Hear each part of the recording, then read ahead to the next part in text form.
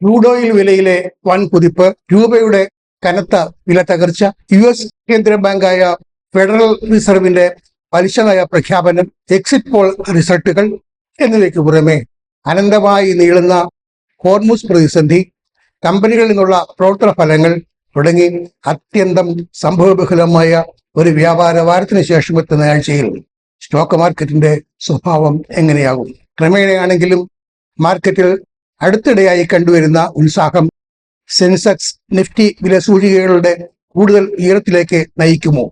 അതോ അനിശ്ചിതത്വത്തിന്റെ നിഴലിൽ ഗതിയറിയാതെ ആടിത്തൂങ്ങി നീങ്ങുന്ന അവസ്ഥയായിരിക്കുമോ വിപണിയെ കാത്തിരിക്കുന്നത്? ഈ ചോദ്യങ്ങളുടെ മറുപടിയിലേക്ക് നയിക്കാൻ സഹായകമാകുന്ന വീഡിയോയാണ് ഫോക്കസ് ഓൺ ഫൈനാൻസ് അവതരിപ്പിക്കുന്നത്. മെയ് 4 മുതൽ 8 വരെയുള്ള വ്യാപാര ദിനങ്ങളുമായി ബന്ധപ്പെട്ട ഈ മാർക്കറ്റ് റിവ്യൂവിന് മറ്റൊരു പ്രസക്തി കൂടിയുണ്ട്. 5 സംസ്ഥാനങ്ങളിലെ ഇലക്ഷൻ റിസൾട്ട്, 50ഓളം കമ്പനികളിൽ നിന്നുള്ള പ്രവർത്തന ഫലങ്ങൾ എന്നിവ പുറത്തുവരുന്ന വ്യാപാര വാരം എന്നതാണ് പ്രസക്തിക്കുള്ള പ്രത്യേക കാരണം. ഹോർമുസ് പ്രതിസന്ധിയും അതിന്റെ പ്രത്യാഘാതമായ ക്രൂഡ് ഓയിൽ വിലക്കുതിപ്പും സമീപ ദിവസങ്ങളിലും മാർക്കറ്റിനെ അസ്വസ്ഥമാക്കിക്കൊണ്ടിരിക്കാനാണ് സാധ്യത. കടന്നുപോയ ആഴ്ചയിൽ ബ്രെന്റ് ക്രൂഡ് ഓയിലിന്റെ വില, അതായത് അവധി വില, ബാരൽ ഒന്നിന് $125 നിലവാരത്തിലേക്ക് കുതിച്ചുയരുന്നത് കണ്ടു. വില പിന്നീട് $116 നിലവാരത്തിലേക്ക് മെച്ചപ്പെട്ടെങ്കിലും ഉയർച്ചയ്ക്കാണ് മുൻതൂക്കമെന്ന് രാജ്യാന്തര വിപണിയിൽ നിന്നുള്ള റിപ്പോർട്ടുകൾ സൂചിപ്പിക്കുന്നു. $യുമായുള്ള രൂപയുടെ എക്സ്ചേഞ്ച് റേറ്റാണ് മാർക്കറ്റ് നേരിടുന്ന മറ്റൊരു തലവേദന. രൂപയുടെ നിരക്ക് 95.35 നിലവാരത്തിലെത്തുന്നതാണ് കഴിഞ്ഞയാഴ്ച കണ്ടത്. ഇറക്കുമതി വ്യാപാരികളിൽ നിന്നുള്ള മന്ദിന്റെ ഡിമാൻഡ്, ക്രൂഡ് ഓയിൽ വിലയിലെ വർധന, ഫോറിൻ ഇൻസ്റ്റിറ്റ്യൂഷണൽ ഇൻവെസ്റ്റേഴ്സിന്റെ ഓഹരി വിൽപ്പന തുടങ്ങിയ കാരണങ്ങളാണ് ഇതിന് ഇടയാക്കിയത്. റിസർവ് ബാങ്ക് ഓഫ് ഇന്ത്യയുടെ സജീവ ഇടപെടൽ ഇല്ലായിരുന്നെങ്കിൽ നില കൂടുതൽ മോശമാകുമായിരുന്നു എന്നാണ് വിദേശ നാണ്യ വിപണിയുമായി ബന്ധപ്പെട്ടവരിൽ നിന്ന് അറിഞ്ഞത്. വ്യാപാര അവസാനത്തോടെ നിരക്ക് 94-90 നിലവാരത്തിലേക്ക് മെച്ചപ്പെട്ടതിൽ ആശ്വസിക്കാം. എന്നാൽ ക്രൂഡ് ഓയിൽ വിലക്കയറ്റം തുടർന്നാൽ രൂപയ്ക്ക് പിടിച്ചു നിൽക്കാൻ പ്രയാസമാകും. അതാകട്ടെ മാർക്കറ്റിന് കനത്ത ഭീഷണിയാകുകയും ചെയ്യും. പശ്ചിമേഷ്യയിലെ സ്ഥിതിഗതികൾ വളരെ വഷളാകുന്ന സാഹചര്യം ഉണ്ടായാൽ അത് മാർക്കറ്റിനെ ആഘാതമാക്കും. US പ്രസിഡന്റ് ട്രംപിന്റെയും ഇറാന്റെയും വാക്കുകളിലെ ശൗര്യപ്രകടനം ശ്രദ്ധേയമാണ്. ഫോറിൻ ഇൻസ്റ്റിറ്റ്യൂഷണൽ ഇൻവെസ്റ്റേഴ്സിൽ നിന്നുള്ള ഓഹരി വിൽപ്പന തുടരുന്നതാണ് മാർക്കറ്റിനെ വിഷമശ്രദ്ധയിലാക്കുന്ന മറ്റൊരു പ്രധാനപ്പെട്ട കാര്യം. ഈ വർഷത്തെ കണക്ക് തന്നെ നോക്കുക. ജനുവരി മുതൽ ഏപ്രിൽ വരെയുള്ള, അതായത് ഈ കഴിഞ്ഞ 4 മാസത്തെ ഫോറിൻ ഇൻസ്റ്റിറ്റ്യൂഷണൽ ഇൻവെസ്റ്റേഴ്സിന്റെ ഓഹരി വിൽപ്പന 2025 ആകെ വിൽപ്പനയെ പിന്നിലാക്കിയിരിക്കുന്നു. ഫോറിൻ ഇൻസ്റ്റിറ്റ്യൂഷണൽ ഇൻവെസ്റ്റേഴ്സിന്റെ ഈ നിലപാട് തുടർന്നാൽ അതിന്റെ ആഘാതം വേറെ. ലാർജ് ക്യാപ്, മിഡ് ക്യാപ് ഓഹരികളിലായിരിക്കും ആഘാതം കൂടുതൽ. സാധാരണ നിക്ഷേപകർക്ക് ഇത് അല്പം ആശ്വാസകരമാണെന്ന് പറയാം. കാരണം അവരുടെ നിക്ഷേപത്തിൽ നല്ല പങ്കും സ്മോൾ ക്യാപ് സ്റ്റോക്സിലാണ്. US കേന്ദ്ര ബാങ്കായ ഫെഡറൽ റിസർവിന്റെ കഴിഞ്ഞ ആഴ്ച ചേർന്ന നിരക്ക് നിർണയ യോഗത്തിൽ പലിശ നിരക്കിൽ ഒരു മാറ്റവും തൽക്കാലം വേണ്ടെന്നാണ് തീരുമാനമായത്. അതിനാൽ ഫോറിൻ ഇൻസ്റ്റിറ്റ്യൂഷണൽ ഇൻവെസ്റ്റേഴ്സിന്റെ ഓഹരി വിൽപ്പന തുടരാൻ തന്നെയാണ് സാധ്യത കാണുന്നത്.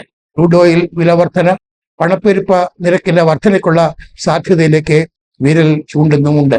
നിലവിൽ പണപ്പെരുപ്പ നിരക്ക് റിസർവ് ബാങ്ക് ഓഫ് ഇന്ത്യയുടെ മാനദണ്ഡ പ്രകാരം തികച്ചും തൃപ്തികരമായ നിലയിലാണ്. ഇതിന് എന്തെങ്കിലും തരത്തിലുള്ള മാറ്റമുണ്ടായാൽ അത് ജനജീവിതത്തെ ദുസ്സഹമാക്കുക മാത്രമല്ല, സ്റ്റോക്ക് മാർക്കറ്റിനെയും ഗുരുതരമായി ബാധിക്കും. ഇതുവരെ ചൂണ്ടിക്കാട്ടിയ കാര്യങ്ങളൊക്കെ പരിഗണിച്ചാൽ വിപണിയുടെ സമീപ ദിവസങ്ങളിലെ പ്രകടനം നിരാശപ്പെടുത്താനാണ് സാധ്യത എന്ന് തോന്നാം. എന്നാൽ അത് സാധ്യതകളിൽ ഒന്ന് മാത്രമാണ്. ആശങ്കപ്പെടുത്തുന്ന കാരണങ്ങളെ ദുർബലമാക്കാൻ ശേഷിയുള്ള ചില കാരണങ്ങളുടെ സാന്നിധ്യം അവഗണിക്കാൻ കഴിയുന്നതല്ല. അവയിൽ ഏറ്റവും പ്രധാനം കമ്പനികളിൽ നിന്ന് പ്രവഹിച്ചുകൊണ്ടിരിക്കുന്ന ലാഭനഷ്ട കണക്കുകളാണ്. ഇതുവരെ പുറത്തു വന്ന കണക്കുകളിൽ IT വ്യവസായത്തിലെ കമ്പനികളുടേതൊഴിച്ചാൽ ബാക്കി മിക്കതും മാർക്കറ്റിന്റെ പ്രതീക്ഷയ്ക്ക് വിരുദ്ധമായിരുന്നില്ല. 50ഓളം കമ്പനികളിൽ നിന്നുള്ള പ്രവർത്തന ഫലങ്ങൾ ഈ ആഴ്ച പുറത്തു വരുന്നുണ്ടെന്ന് തുടക്കത്തിൽ പറയുകയുണ്ടായല്ലോ. Bharat Heavy Electricals, Larsen and Toubro, Marico, Bajaj Auto, സി സിമെന്റ്, ഡാബർ ഇന്ത്യ തുടങ്ങി പല പ്രമുഖ കമ്പനികളും ഇക്കൂട്ടത്തിൽ പെടുന്നു. കണക്കുകൾ മാർക്കറ്റിന് അനുകൂലമാകും എന്ന് പ്രതീക്ഷിക്കാം. ഫലപ്രഖ്യാപനം നടത്തുന്ന പല കമ്പനികളും നല്ല തോതിലുള്ള ലാഭവിഹിത പ്രഖ്യാപനവും നടത്തുന്നു എന്നത് വളരെ ശ്രദ്ധേയമാണ്. കേരളത്തിൽ നിന്നുള്ള CSB bank, south Indian bank, Muthoot Microfin, Wonderla holidays, Kalyan Jewellers, Muthoot Capital services എന്നിവയും ഈ ആഴ്ച ഫലപ്രഖ്യാപനം നടത്തുന്നുണ്ട്. കേരള കമ്പനികളിൽ ഇതിനോടകം ഫലം പ്രസിദ്ധീകരിച്ചു കഴിഞ്ഞ ധനലക്ഷ്മി ബാങ്ക്, ഫെഡറൽ ബാങ്ക് എന്നിവ വളരെ മികച്ച കണക്കുകളാണ് അവതരിപ്പിച്ചത് എന്നത് ഓർക്കേണ്ടതുണ്ട്. ഇനി മറ്റൊരു സുപ്രധാന വസ്തുത പരിശോധിക്കാം. സ്മോൾ ക്യാപ് സ്റ്റോക്സിൽ വലിയ തോതിലാണ് ഈയിടെയായി ഇടപാടുകൾ നടക്കുന്നത്. കഴിഞ്ഞ 10 വർഷത്തിനിടയിൽ സ്മോൾ ക്യാപ് സ്റ്റോക്സിൽ ഏറ്റവും മികച്ച പ്രകടനം സാധ്യമായ മാസമായിരുന്നു ഇക്കഴിഞ്ഞ ഏപ്രിൽ. പശ്ചിമേഷ്യൻ സംഘർഷത്തെ തുടർന്ന് മാർച്ചിൽ ഭീമമായ തോതിലുള്ള വിൽപ്പനയാണ് സ്മോൾ ക്യാപ് സ്റ്റോക്സിൽ നടന്നത്. അപ്പോൾ അതീവ ഗുരുതരമായി പരിക്കേറ്റ ഓഹരികളിൽ പലതിനും വലിയ അളവിൽ ആവശ്യം ഏറിയതാണ് ഏപ്രിലിലുണ്ടായ നേട്ടം. നിഫ്റ്റി സ്മോൾ ക്യാപ് 250 ഇൻഡെക്സിലെ ഏപ്രിൽ വർധന 17.1% 2016 ഈ ഇൻഡെക്സ് നിലവിൽ വന്ന ശേഷം ഇത്ര വലിയ കുതിപ്പ് ഒരു മാസത്തിലും സംഭവിച്ചിട്ടില്ല. ഇപ്പോഴും സ്മോൾ ക്യാപ് വിഭാഗത്തിൽ നിക്ഷേപത്തിന് തിരഞ്ഞെടുക്കാവുന്ന വളരെ മികച്ച ഓഹരികളുണ്ടെന്ന് ഓർക്കുക. അവ ഇപ്പോൾ സ്വന്തമാക്കുന്നത് ഭാവിയിൽ വലിയ നേട്ടത്തിന് സഹായിക്കും. അവയിൽ പലതും മൾട്ടി ബാഗർ സ്റ്റോക്കുകളാണെന്ന് പോലും പറയാം. ഇനി ഒപെക്കിൽ നിന്നുള്ള യുണൈറ്റഡ് അറബ് എമിറേറ്റ്സിന്റെ പിന്മാറ്റത്തിന്റെ ഇമ്പാക്ട് പരിശോധിക്കാം. ക്രൂഡ് ഓയിൽ എക്സ്പോർട്ട് ചെയ്യുന്ന രാജ്യങ്ങളുടെ സംഘടനയായ ഒപെക്കിൽ നിന്നുള്ള യുണൈറ്റഡ് അറബ് എമിറേറ്റ്സിന്റെ പിന്മാറ്റം ക്രൂഡ് ഓയിൽ ഇറക്കുമതിയെ വലിയ തോതിൽ ആശ്രയിക്കുന്ന ഇന്ത്യക്ക് ഗുണകരമാണെന്ന് പല റിപ്പോർട്ടുകളും സൂചിപ്പിക്കുന്നു. ഒപെക്കിന്റെ നിയന്ത്രണം ഇല്ലാതാകുന്നതോടെ കൂടുതൽ ക്രൂഡ് ഓയിൽ വിപണിയിൽ എത്തിക്കാൻ യുണൈറ്റഡ് അറബ് എമിറേറ്റ്സിന് സാധ്യമാകും. ഇതാകട്ടെ ക്രൂഡ് ഓയിൽ വില വർധനയെ ഒരു പരിധിവരെ തടസ്സപ്പെടുത്തും. ഇതാണ് ഇന്ത്യക്ക് നേട്ടമാകുമെന്ന വിലയിരുത്തലിന് കാരണമായി നിരീക്ഷകർ ചൂണ്ടിക്കാട്ടുന്നത്.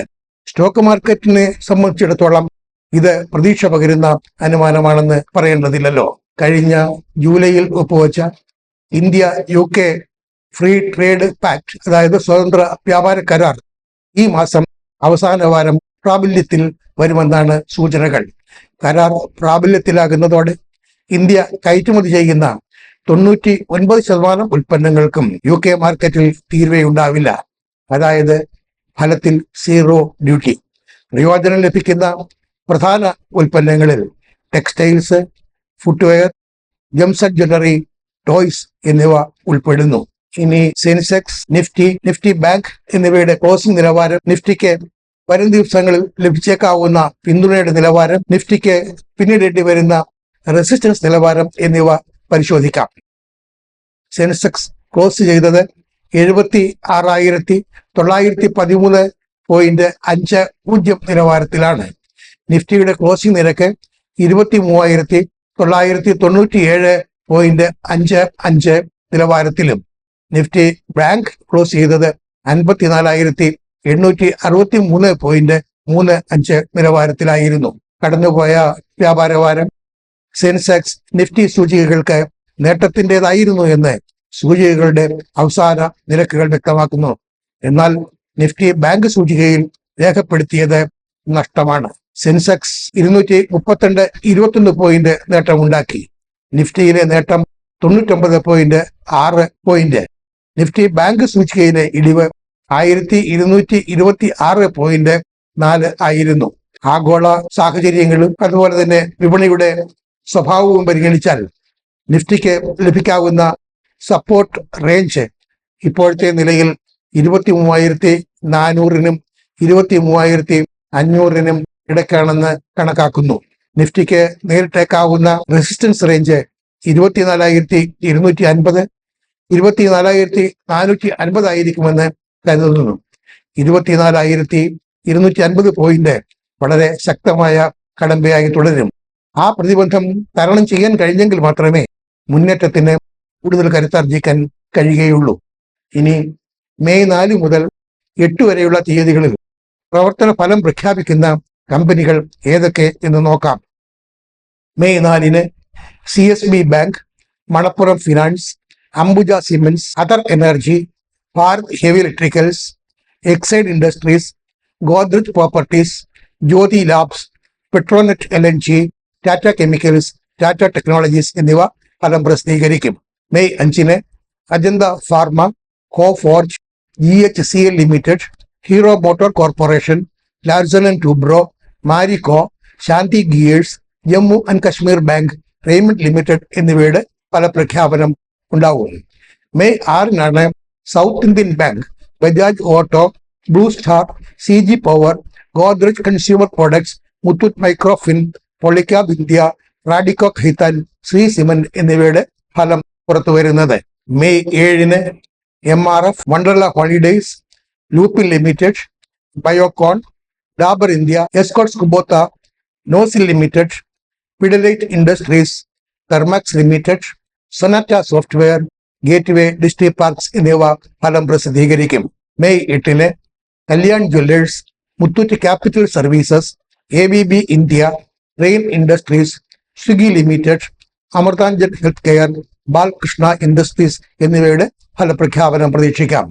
ഈ കമ്പനികളിൽ പലതും ഈ തീയതികളിൽ ഡിവിഡന്റ് പ്രഖ്യാപിക്കുന്നതുമാണ്. ഇനി മെയ് 4 മുതൽ 8 വരെയുള്ള തീയതികളിൽ ഡിവിഡന്റ് സംബന്ധിച്ച് റെക്കോർഡ് ഡേറ്റ് നിശ്ചയിച്ചിരിക്കുന്നു. കമ്പനികൾ ഏതൊക്കെ എന്ന് നോക്കാം. മെയ് 4-ന് യുക്കോ ബാങ്ക് റെക്കോർഡ് തീയതിയായി നിശ്ചയിച്ചിരിക്കുന്നു. മെയ് 5-ആണ് ഹെക്സാവെയർ ടെക്നോളജീസ് നിശ്ചയിച്ചിരിക്കുന്ന റെക്കോർഡ് ഡേറ്റ്.